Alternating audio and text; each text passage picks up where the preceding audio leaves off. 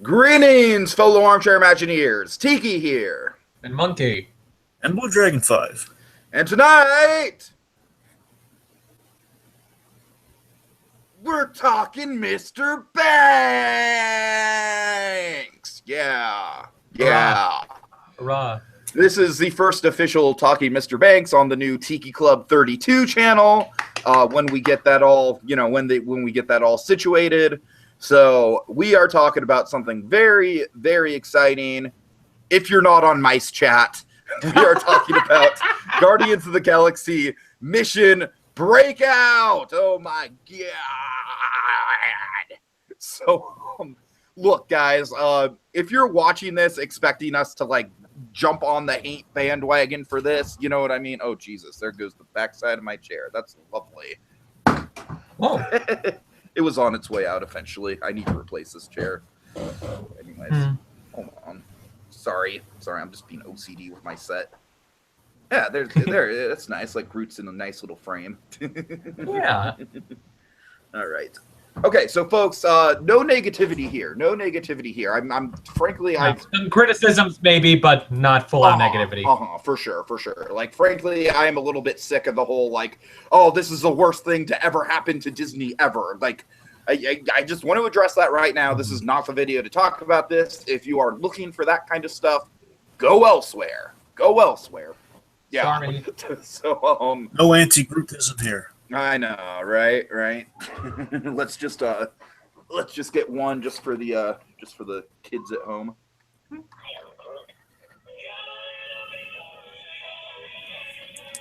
Yeah.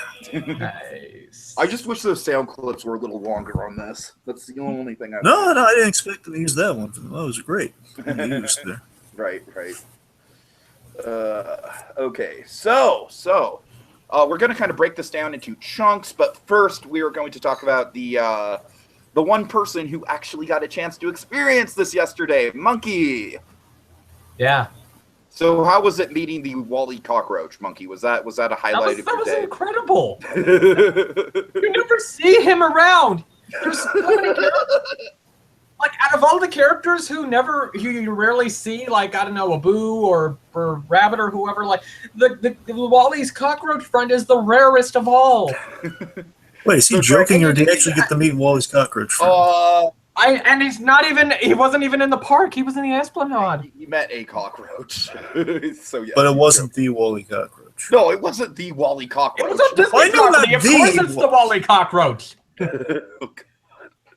Okay, he's being facetious, isn't he? Yes, he is. Darn you, I was so excited for a minute. Oh, God. I thought they went out of the way as part of the attraction. Like, forget it. That would have been impressive.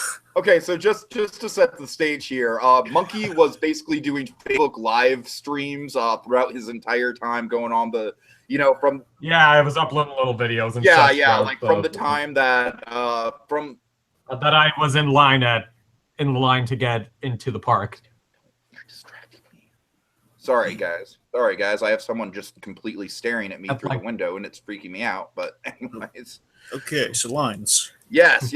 So yeah, like I said, Monkey started live, doing little live Facebook things as soon as he, basically Monkey, I'm guessing soon after you got to the front gates of DCA.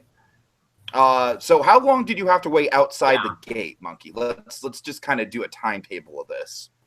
Okay, so I think they opened the gates to DCA around 7. Around 7, okay. Okay. Yeah, I figured because they usually open them at 7:30, yeah, or half hour till the park opens. Sure. But no, this was hour till. I imagine that was a relief on your part. I imagine it was like, oh, maybe. Good. Yeah. And also just saying, I got to the park a little before 6:10 or so. So. Oh man. Oh God. I woke up at 5:15, 5:18. Oh man. Okay. Maybe if they were doing soft openings, I wouldn't have done this crazy thing. But whatever. Then so waiting around at the in Hollywood land on the I just remember I saw one of the videos where it was you saw this big big crowd at the end of Hollywoodland, and then the whole crowd started backing up. I was like, oh, God. Yeah, that was like separating it into line, like putting the standby line to one side of the street. Gotcha. And the fast pass line on the other. Gotcha. So how long was the fast pass line in comparison to the standby line before the park opened? Was there any substantial difference between the two? I'm not sure how far back they went, but I don't know, seemed kind of Okay. similar, maybe. Okay, fair enough. And also, guys, just so, like, my little brother's here, and it might be a distraction, so I terribly apologize. Okay. Anyways, Monkey. So, did they open the ride up right at 8? Did they start letting people in a little bit before 8? Kind of like maybe slightly before 8. Maybe. Okay. And I don't think they had the actual doors into the building open right away. So like they would they let us into the queue. That makes sense. Gotcha. Like, and then I guess they opened the doors that actually go inside the building. How far up into the line were you? Like, how many people were ahead of you? Oh, I should have thought of that. Maybe like at least a few dozen, I think. Oh, so you were pretty far up there then. Yeah, I was relatively early in the line. Nice. Like I was actually where the point where I finally had to stop, like, I guess like when they were letting people in and then whatever the flow stops, I was like in the, like I was already well past the entrance gate. Sure. We're in the switchbacks that are there behind the fence. Gotcha. Yeah. Okay. So I guess at this point, folks, before we get into the actual ride experience, Dragon, you have what you do best, Dragon. You have backstory to regale us with. Well, no, somewhat. I was going to go through my build for the thing, but do whatever you want to do, man. right, I was. Like we may have been. Sorry, looks like we got let into the line like at least 10 minutes early, I think. Oh, nice. You're just checking your Facebook timeline? Stuff on my phone or whatever. Oh, okay, right. Cool. Well, Dragon? ever since this, yes, ever since the ride was announced, I was really excited for just the idea of the Guardians of the Galaxy ride. And honestly, I'm not really one for the Tower of Terror ride. That's like the only thing that would ever get me on the ride. Oh my God, I think of the Guardians of the Galaxy, and it's not only that; it's going to be with a really good premise. And of course, the premise is as such. Just a little tease of what we're going to be talking about, I guess, in terms of backstory, just kind of what the general premise is. Of course, Guardians of the Galaxy opened a water bottle plant, and they want us to test their things, and we have to go into the lift that takes the water bottles up. But there are some issues, and like I don't know, the water makes Groot grow too fast, which fucks with everything. So, and then you get an on-ride photo. No, Monkey, not that. But let me take the action. So, of course, the collector is taking his collection and turning it into an exhibit to the public. Instead of just being always, there's wheeling and dealing, kind of making his collection even more vast and infinite, as he tends to do, as we saw in the first Guardians movie. I like this kind of set in the Guardians kind of film universe, which is awesome. Of course, it's the idea of just turning into an exhibit for the public. It's just this logical end game you never really think of for the collector. Well, yeah, he's collecting all of a sudden, might as well just turn into like a museum for everyone to check out, which makes sense. Yeah. So much for Disneyland never being a museum. Oh God! Oh my God! That's so perfect with this particular attraction. Yeah. Oh God! Also, one of the things sorry, Dry, I don't mean to cut you off, but one of the things I really like about the idea behind this attraction is that it is literally canonically set in the Disneyland Resort. Technically, yes. Because Rocket straight up mentions Disneyland and everything. And I never heard it because either the sound system or the other riders cheering. You didn't hear it? No, I could barely make out Rocket's commentary during the actual ride.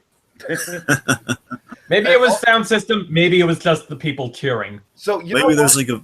I'm sorry. I'm terribly sorry. Go ahead. There was like a vague Tomorrowland reference where Disney's actually like a different land you can actually go to. Oh God. So okay, we could go into a whole theory on pin collecting, but we don't have the time. Right. Take it on. Yeah, I'm sorry, guys. I feel like I'm off my game in terms of like jumping into this conversation. So one of the things I really like about the fact that this is canonically set in the Disneyland Resort is that it makes the fact that the exterior is out of place totally like a part of the story. Yeah, I can't really get confirmation on this because it's something that might be alluded to in the comic, which I'll get to a little bit in a minute. But essentially, I get a sense that the collector can take this whole exhibit on the road, which suggests that maybe he's on tour at Disneyland. I think so. I think that's what it's implying. Yeah. So I really do like the idea that it's basically like this giant floating spacecraft that's essentially like a museum that just kind of like landed at Disneyland. Exactly, which would make all the sense in the world for how the collector. Well, if you had a big collection, basically kind of with the Marvel experience, they kind of like a circus sort of setup, where like we bring all the cool Marvel stuff for display, and then we take it on the road to the next location. Right. Kind of that, quite literally, with the collectors. So, I mean, that would make a lot of sense, and would kind of really tie into the gay story thing if you wanted to take it there. Absolutely. So essentially. Really quick, Dragon, really quick, because a lot of the complaints with this ride, a lot of the negativity has been basically like, oh, they got rid of the Hollywood Tower Hotel and now it doesn't thematically fit. But to me, I like Monkey, you probably have a slightly different opinion on this whole subject, but for me, I just think I like the idea that since the story of the building is literally like this weird otherworldly spacecraft building that just kind of landed at Disneyland, of course it looks out of place. It wouldn't fit with the story if it wasn't out of place. Of course, that ties into what the theme of the collectors is. All these things are so unique and like you never see, like they're so out of the ordinary, and that's kind of what he prides himself on. So the whole building should be representative of that. I have a feeling Monkey's like itching to get in on this subject. Monkey, what? Well, I haven't really even I didn't even know about this theory before you brought it up. So, but yeah, it's a nice theory. Man, I've been kind of mixed on the exterior myself. I haven't really chosen a side. Have you seen it at night yet? No. I've heard it looks a lot better at night. Well, they strive to look good day and night. Yeah. I mean, I think in day it's more like colorful, and then at night it's like really pretty. Anyways. Could be. Yeah. Anyways. Okay, so Dragon backstory. Yeah, so essentially he's given the VIP tour and unveiling his newest acquisition, the Guardians of the Galaxy. Oh God! How amazing would that be if that was a cameo? No, here's what would be better if you had Eisner and Katzenberg like in neighboring cubes, and they just be neighboring cells and just be giving each other dirty looks the whole time. What about Jeffrey Kitty You cheated me out of my legacy. Oh my God! Oh, I love it. There's some zombie version of Frank Wells. Well, let's no. Let's no. Okay. Okay. Man. No, he was a good man. Yeah. Sorry, Frank Wells. You should be. I can't believe that. Frank Wells is fine. Oh God! Wow, Dragon, you just got really personally offended by that. Jesus. That's what I'm saying. Come on, Frank Wells. That's a tragedy, man. All right. It passes. It was a harmless. Anyway. So other than that, Mrs. Lincoln, how was the play?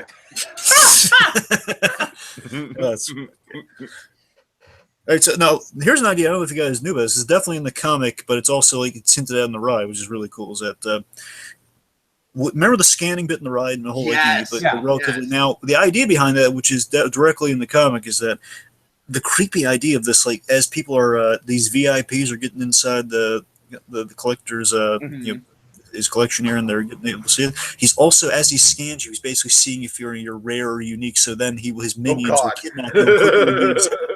That's what's in the comics. Like there's this woman that comes, this alien woman that comes in. Basically, she gets scanned, and collector's like looking over someone's shoulder. Oh yes, and her kind is extinct. She'll make a nice addition. And then basically, like everyone else is going for on the ride, like the tour, and basically she's like, if someone puts her hand over her mouth, and like she's captured. Oh no! Oh God! Oh man! You're right. That does put a dark context. Which is again, it connects to everyone getting scanned in the ride. Essentially, is that? I mean, it's that, and it's in the ride where the collector's like kind of telling you, "I'm sure I'll see you really soon." That's the illusion, right? That I'll see you in the collection soon. Oh man! Really kind of neat. Again, it's such a creepy yet cool idea in the back of the ride. Which is always that menace to the collector. As nice as he was to the group, saying, he'll pay him for his corpse at the minute of his death. Which was that kind of great intrigue about the Collector. Anyway, so it's up to Rocket as per usual to break the Guardians out of their predicament as in prison. Of course, Rocket is famous for breaking up prisons of every shape, size, and capacity. And of course, set to awesome tunes, as you want to do with any Guardians, right? And essentially, just gonna come a little bit closer, you might. Rape me. Oh God. Anyway, Monkey, you're usually the one who's like avoiding politically incorrect stuff. Oh, Anyway, so just to say, at least I was really hyped about Guardians. Like, it's always on my barometer, not only because it's Guardians of the Galaxy, but mainly because it was going to be released on my birthday, which it was, and it was all it was always kind of in the back of my mind, like, oh yeah, that's coming up. So is Guardians. Let me check out what the deal is. And you're looking for the POVs and everything. Just looking for, we'll see how that turns out. It sounds really cool. Mm-hmm. And all the production work and like I remember some of the concept art coming around. They changed the Groot design based on the movie coming out. They did. Yeah. Initially, it was going to be the full place run. Like right after the second movie. Yeah, like in the again, I don't know what the production thing was, but the comic has Big Groot in it. And here's the thing, just so you know, the comic, while it is essentially it's the same story, but what they did is they turned the current take on the Guardians in the comic, which is inspired by the movie, but still like they're not in the same costumes or anything, so it's a little different. Mm-hmm. It's basically like the comics Guardians kind of in the predicament of these Guardians, which if I had to pick between two, I'm going to go with the ride because I like the movie Guardians best. So I mean, it's kind of the point is it's like. It's a one shot that's the same story as the ride. Just like what if we just kind of did this up the current comics, just put them in there. So not a lot of difference there. It's pretty similar. They've been going the movie direction with the Guardians for the longest time now. Just like a few little details here. The point is, again, the ride's a little bit more fun and brief, but again, the comic has a lot of fun gags. And, Peter's like hitting on a woman in the next cell. Kind of he helps that later on in the comics. So it's like I feel like extra little. Basically, imagine if the ride had a little bit more extra story to it. That's essentially what the comic is, and basically Mantis has has a bigger role than she does in the ride. Mantis is actually one of the things that's kind of like a loose end in the ride, I think. So, I didn't even know she'd be in the ride. So right. So I'll say this is what Mantis does in the comic. It's basically Rocket throughout the whole thing as he's gotten out and he's been preparing the escape plan. He is, which doesn't go as kind of cool up and down as the ride does. It just kind of goes like he turns the anti-gravity off and he messes around as he does in the ride. Technically, basically the cages are going around. They get freed. They help some people out. Drax goes on a killing spree briefly. Anyway, so then at the end, as you do. You say that's Come on. As you do. And at the end, essentially, the whole time they keep asking Rocket, "Who you been calling? What's the idea with the exit plan? Where's the ship? Where's the Milano?" He says, "I'm working on it." And at the very end, they leave, and the Collector. It's like this great reveal. The Collector is like he's led the tour on the outside, and now you're done. They realizes, oh no, all this chaos. Like we have everything under control. He goes to the outside. They're the Guardians. Not only they're the Guardians. Rocket's plan paid off because now the Milano is behind them. Weapons aimed at the Collector and everything, and it's Mantis flying it. See, Mantis, he put out a distress call to Mantis to they come back and save and bring the Milano to him. So that's kind of why Mantis shows up at the end of the ride, I guess. Maybe. Okay. Anyway, that's just kind of that's the whole kit and caboodle. All right, so I will go ahead and screen share a video of said attraction, and let's go ahead and take a virtual tour, shall we? And kind of talk through the talking points. Yeah, let me lock my screen. Okay. Lines, architecture. I don't know. I gotta say, I do think that the exterior is kind of growing on me the more footage I see of it.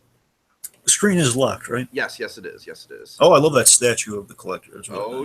Oh yeah. And I love the weird iguana thing that he has. Yeah. You heard me in my video. Really... It's an iguana. It's an iguana.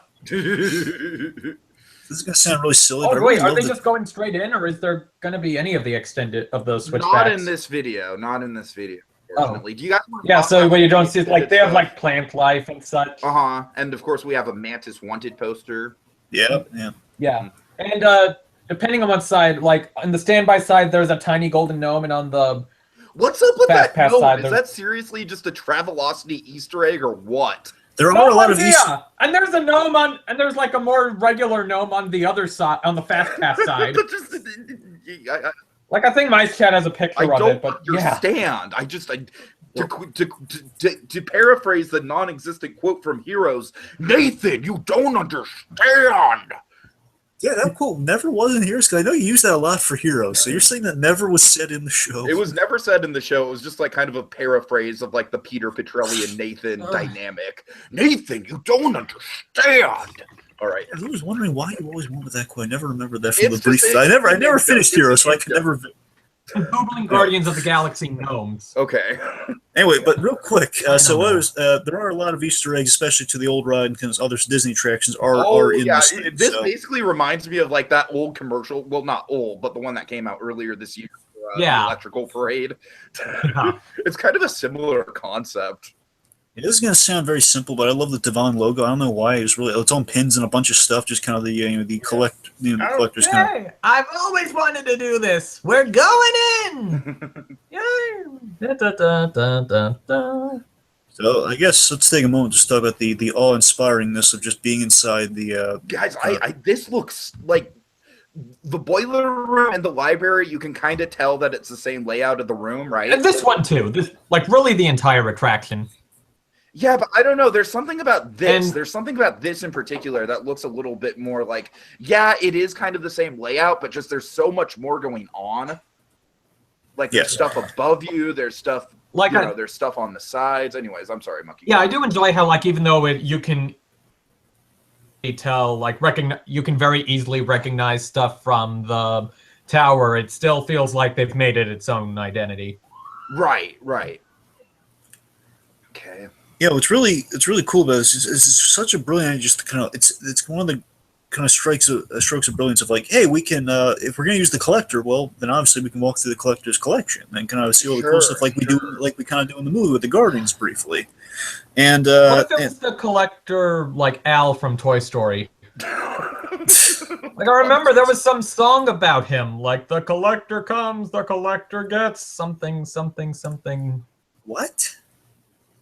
Yeah, there was like some old Toy Story 2 sing-along little songbook, and one of them was a song about like the collector, Al. So. Deep cut, Monkey. Deep cut. Okay, now this, of if course, Dragon doesn't know about that, then that's truly an obscure reference. Now, I'm sorry. Let me go. Let me go back, Dragon. Let me go back to that plant thing. I've been told Woody is collector's gold. That was a different song. Oh, that I remember. Okay, yeah, I remember that one.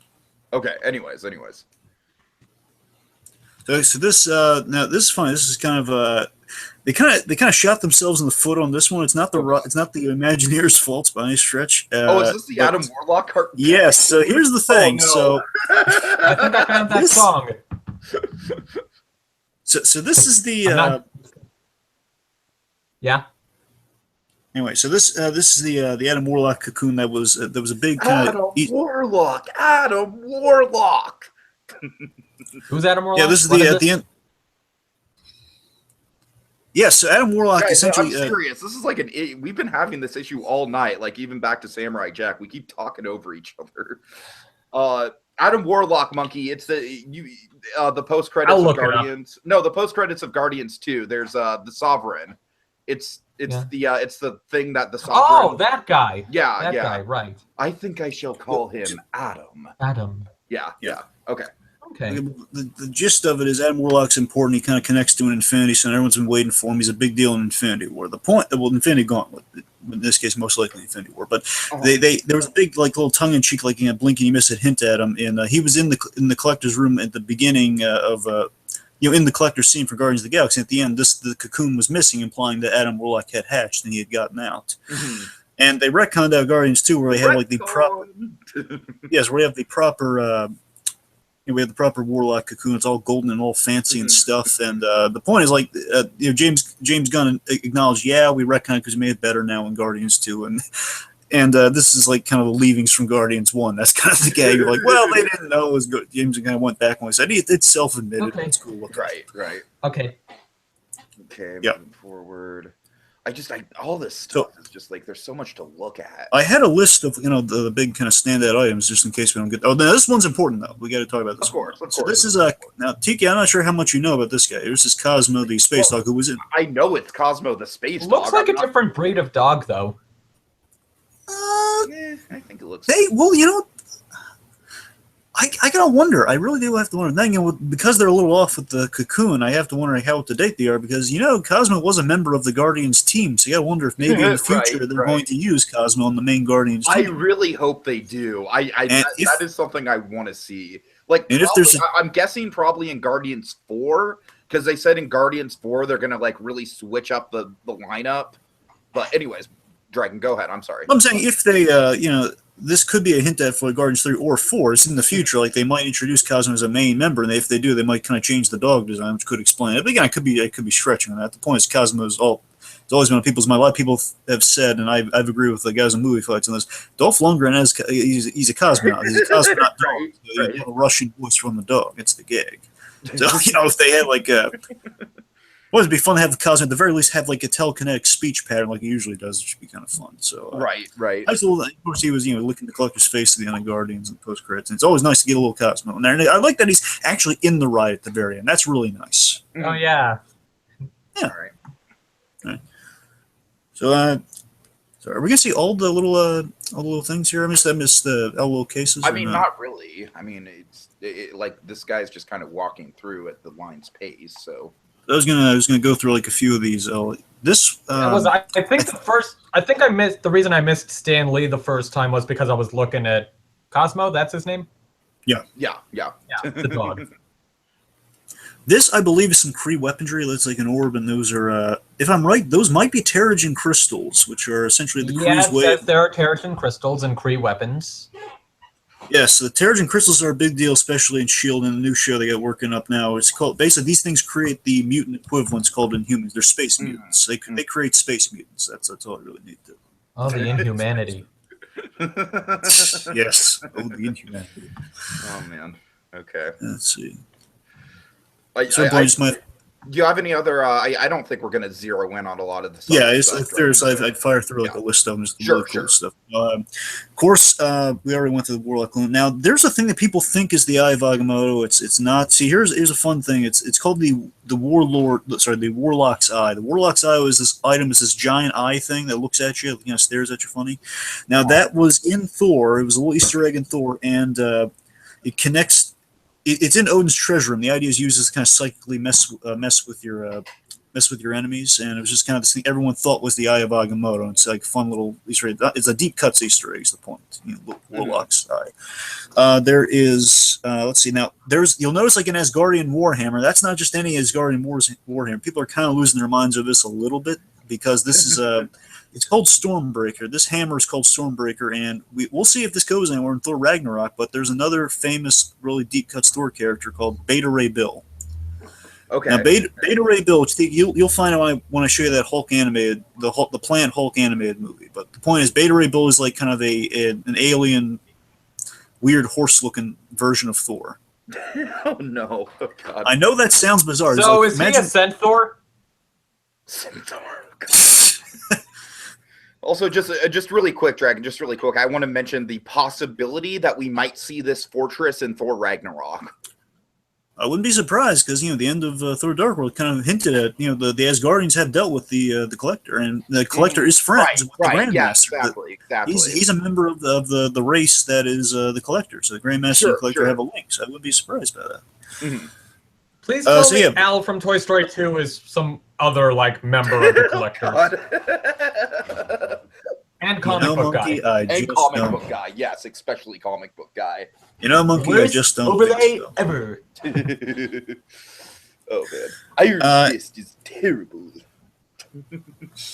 I'm sorry. Anyway, my overlay is the superior one at Universal. Oh God! Oh no, it is not. No, it is not. I'm just doing an imitation. I haven't decided on that yet. Crucify him, folks! Crucify the monkey! Well, it's funny because usually, in this fan community right now, it's like people who are praising this ride who are getting crucified. But I'm the exact opposite, man. I have a bone to pick with the Simpsons ride that we are not going to get into. Yeah, let's not. Anyway, almost done. So let's see. We have the some items from Atlantis, which hints at the Submariner, who is still yet to be introduced in the MCU, but that would be awesome if he was. Essentially, kind of the Mariner, not even a Submariner. He's a full-on Mariner. Wonder if he has like a sub shop or anything. Hey, let's see. So we have some Nova Corps uniforms, which is nice. We have some Hydra stuff. We have, let's see. We go to the collector's office, which is kind of nice. Yeah, See, keep some extra personal items in there. We So- have like Is this the room that has Figment? I'm not sure where Yeah. Figment is. Figment is in the ride. So we have Like, here's I some saw Disney. like there's that opaque purple case. I thought that's where he was. I couldn't tell if it was him in there. There are 3 notable Disney references, like Easter eggs, in the collection. So there's a One Figment. of them who's is in- very obvious in the boiler room. Yeah. So there's Figment. Mhm. There's Figment. There's a bellhop hat from the original Tower of Terror. Right. And of course the Cindy Crawford animatronic from Superstar Limo. Oh, God. And the Matterhorn Yeti. Oh, man. Oh, Jesus Christ. You know, it actually would not surprise me that much if If there was they a Superstar if they had Limo included a animatronic Superstar in here. Limo character in the collection. Man. Oh, man. My personal choice for that would be Drew Carey. I think they already use him in Monsters Inc. though. So Yeah, that's true. That's true. Sell me So- a map to your house, Drew Carey. So yeah, the Matterhorn Yeti's also there, which sounds kind of Yes. cool. I haven't seen. I laughed out loud quite hard when I saw Harold. I I was not expecting that. I am so glad that wasn't spoiled for you, Rob, because like in the group chat that me and Monkey and Manine Reith and Adventure Blue Dude all have together on Facebook, like Rob, Monkey, you did such a good job of avoiding us talking about this ride when we were. I guess. Yeah, you did, man. Because like I'm impressed with how much you left unspoiled. Anyways. Two last things, I guess. Yep. So aside from the Disney stuff, of course we have the Walkman, which of course does make an appearance in the ride very prominently, which is kind of neat. They basically the collector put in his office. I guess people have a compulsion to steal the Walkman because we saw that in the first Guardian with the I didn't even notice the Walkman until the second time.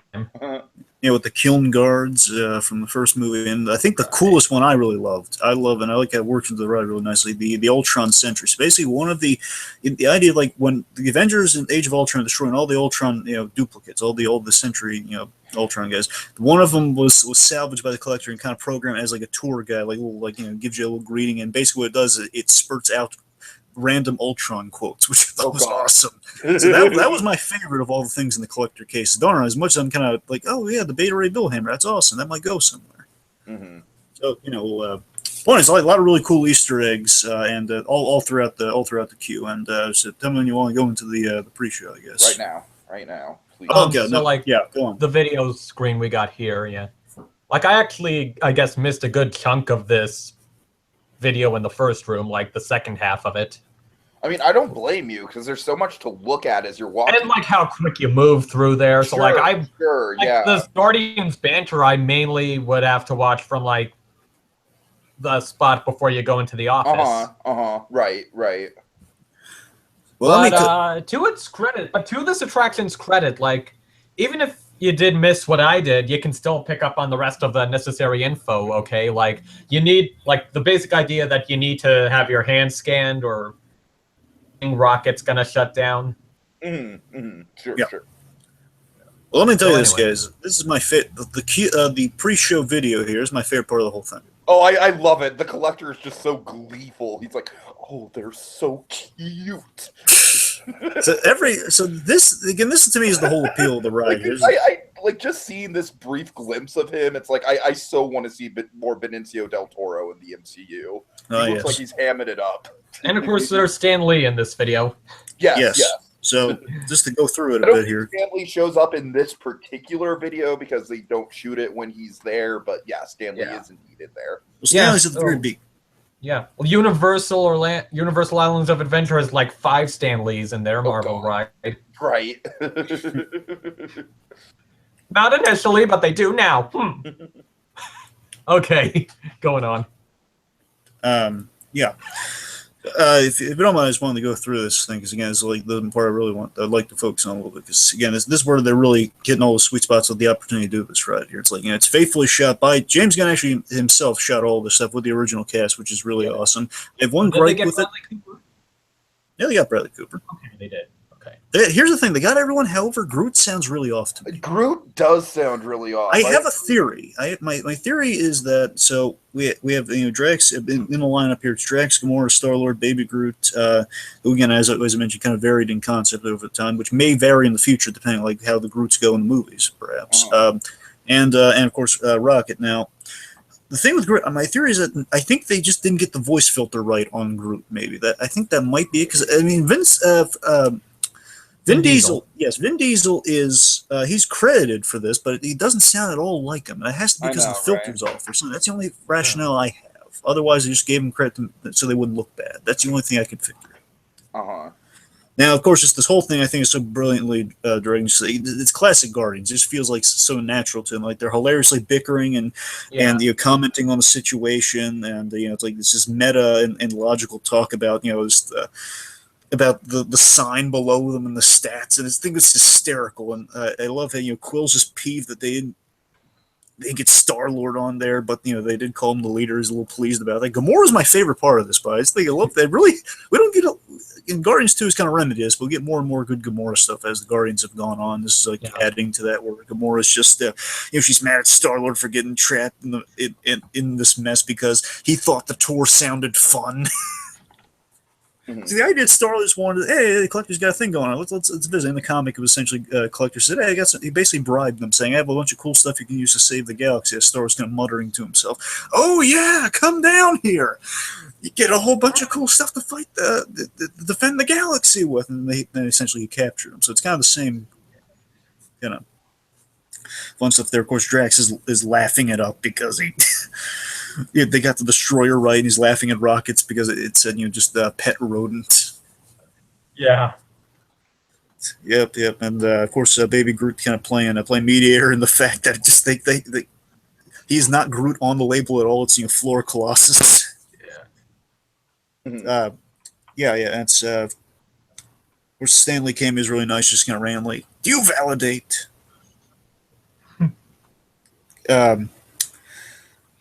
Anyway, so yeah, right there. That's Steve as alluded to again. Benicio del Toro is perfect. Just like aren't they so cute? I could watch them all day, which of course you can watch them all day. And then we get the priceless kind of the painless quote unquote bioscan.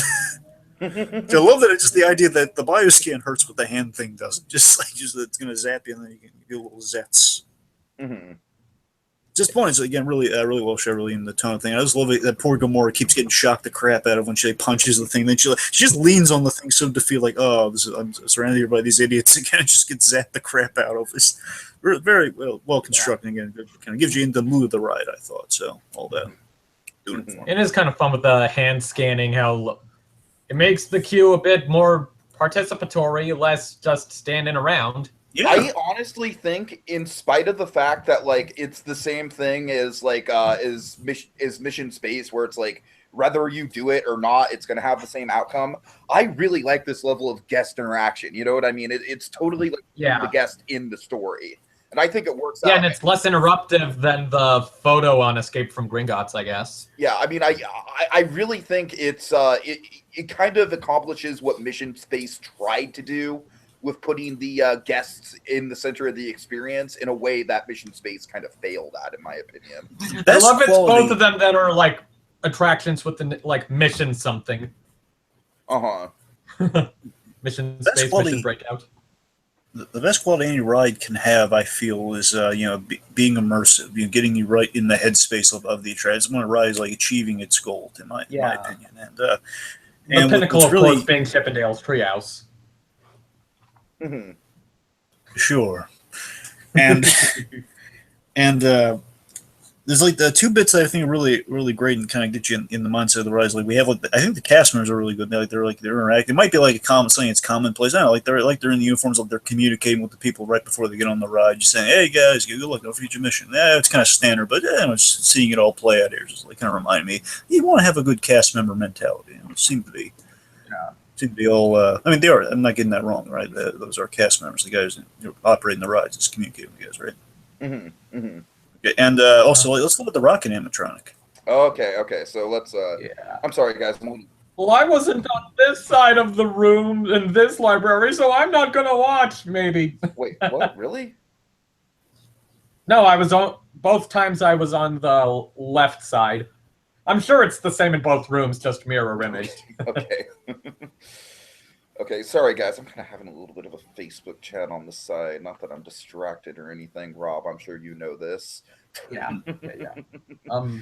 Yeah. Dragon, No, just so you know, so you want to be an Imagineer, man. Oh, I'm not even sure if that's going to happen anymore. It's just a giant headache. But anyway. Right. Anyway, so can we talk about animatronic rocket? Yeah, just give me a sec. Let's just see them like Okay. kind of walk in. Actually, this is a good opportunity to get to one of my main. I'm in love with the issues. architecture of this thing. I love how this is built. Okay, Looks so- great. Okay, so I'm very wary of the cast members in this attraction. I mean, Really? obviously, I'm not wary of them like as people like, oh, there's a bunch of scumbags working the attraction. Out of all the things in Tower of Terror that I'm going to miss, out of all the things in Tower of Terror, like I am definitely among those people. Like Adventure Blue Dude feels the same way about it. I've always been underwhelmed by the DCA Tower of Terror. Like even from my first ride, I was like, seriously, that's it. And you know, after all the buildup I've heard about the Florida version, but the one thing about the DCA Tower that I'm going to miss dearly is the bellhops.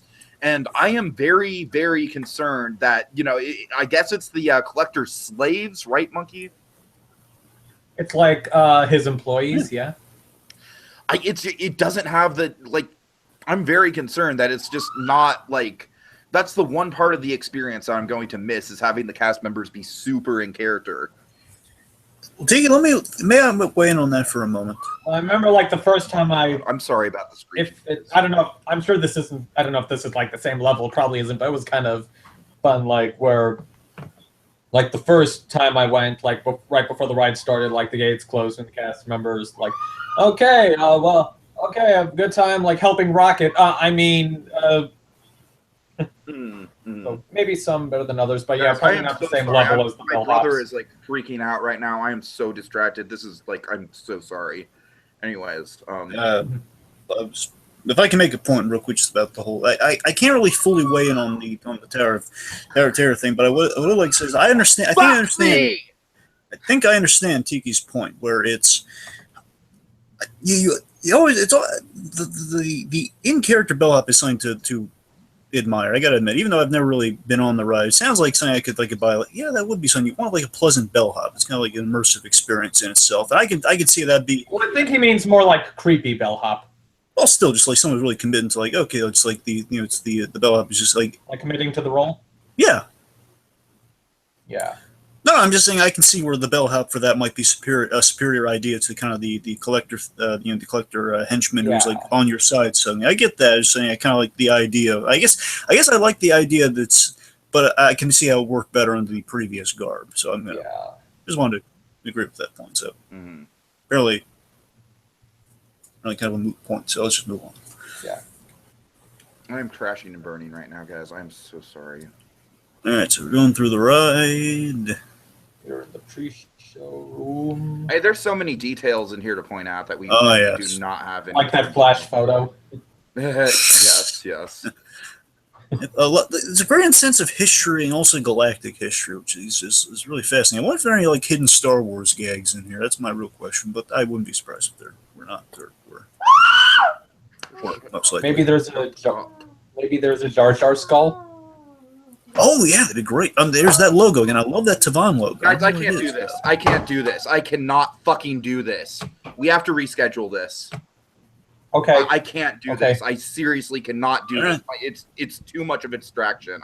I'm so sorry.